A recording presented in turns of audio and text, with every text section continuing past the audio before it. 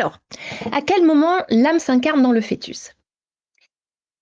En fait, les avis sur ce sujet, ils sont extrêmement partagés.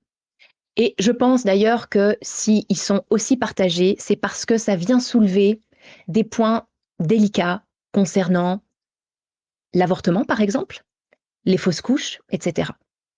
Donc, certains disent à 4 mois de grossesse, d'autres seulement à la naissance, et d'autres dès le départ, dès la conception. Donc, je vais comme d'habitude vous donner mon ressenti, et ça sera à vous de voir comment ça résonne en vous. Moi, je crois que l'âme, elle est là depuis le départ.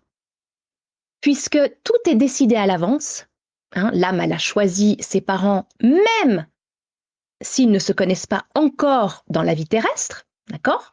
Donc, ça me paraît logique. Mais ce que je crois, c'est que l'âme, en fait, elle n'est pas totalement incarnée. En fait, elle tourne autour, dans un premier temps, pour s'imprégner petit à petit. Et elle fait même des allers-retours entre le plan dense, physique, et le plan de lumière. Parce que c'est hyper difficile pour une âme de s'incarner. C'est un gros choc. C'est déjà un choc, on va dire, à un niveau physique, technique, puisque on passe d'un état subtil, de pure lumière, à quelque chose d'extrêmement dense. Donc, il faut pouvoir s'adapter. Et puis aussi parce que l'âme, elle fait le choix, c'est un contrat, d'oublier son passé en étant incarnée, d'oublier sa nature divine. En fait, elle va mettre ce qu'on appelle le voile de l'oubli. Et bien ça, c'est dur à accepter pour une âme, de savoir qu'on va souffrir, même si on ne sait pas ce que c'est. C'est vraiment difficile de se dire qu'il va falloir souffrir en tant qu'être humain. C'est super difficile de s'incarner, donc ça va se faire lentement. Donc c'est pour ça que, pour moi, oui, elle est là depuis le départ, même voilà, avant la conception, elle a déjà fait son choix, mais ça va prendre un petit peu de temps. Et du coup, je pense que je vais répondre aussi à d'autres questions que vous pourriez avoir.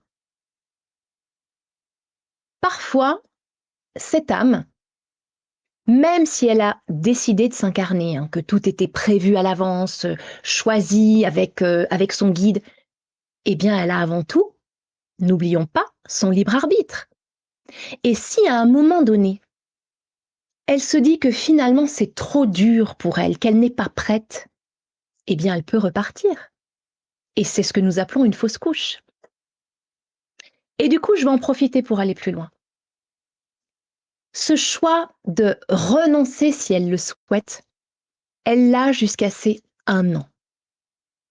Parce que pendant la première année de vie, tout comme quand elle était in utero, eh bien le bébé continue de s'imprégner de sa future expérience. Il est encore en lien direct avec le plan de lumière.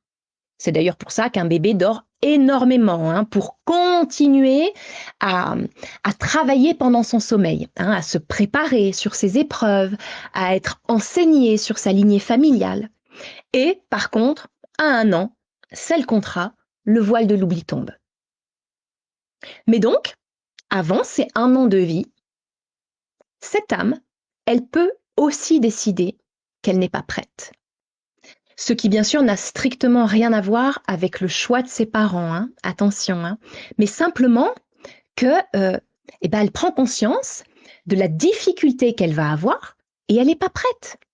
Et comme elle a son libre arbitre, eh bien, elle peut aussi décider de repartir. C'est bien sûr extrêmement douloureux en tant que parent, en tant qu'être humain de vivre ça, bien sûr. Mais sachez que si ça vous est arrivé de faire une fausse couche ou d'avoir un enfant décédé plus tard, une mort subite du nourrisson, eh bien ce n'est pas de votre faute. Et ça n'a d'ailleurs strictement rien à voir avec vous. Vous n'y êtes absolument pour rien. C'est le choix de votre enfant. Et c'est aussi le vôtre, avant votre incarnation, de vivre ça, pour apprendre aussi des choses.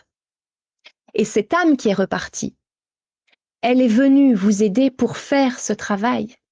C'est un contrat commun. Je reviendrai de toute façon la semaine prochaine sur ce sujet quand on parlera de notre relation à la mort et qu'on parlera du deuil. Si d'ailleurs vous avez d'autres questions à ce sujet, vous hésitez surtout pas à me les poser. Je me ferai vraiment un immense plaisir, comme d'habitude, d'y répondre jeudi prochain. Voilà, Gilles, je me suis un petit peu étendue, mais je me suis dit que c'était peut-être finalement pas mal de parler de tout ça aussi. Je vais regarder vos commentaires du coup qui suivent. Alors Florence, j'ai répondu à ta question. Ça nous fait évoluer de comprendre tout ça. Oui, merci Flo. Merci. C'est le but. C'est le but de notre incarnation. On est venu pour ça. Leurs erreurs, oui, tu parles, j'imagine, des parents. Leurs erreurs nous ont fait grandir, évidemment. Et en plus, nous avons choisi de les vivre. C'est ce qui m'était arrivé d'en vouloir à ma mère avant de comprendre qu'elle n'y pouvait rien. Tout à fait, Florence. Tout à fait. De toute façon, c'est tout à fait normal, c'est tout à fait humain d'en vouloir à nos parents, de leur mettre tout, toute la faute sur eux, souvent sur la mère, hein, c'est comme ça, de toute façon, voilà, c'est à cause de la maman, si on a ci, si on a ça, c'est à cause du papa qui était absent, si on a ci, on a ça. Non, non, il n'y a pas de victime. Nous l'avons choisi pour montrer ce que nous avons à travailler, les blessures que nous avons de vie passée, de ce que nous devons nous pardonner.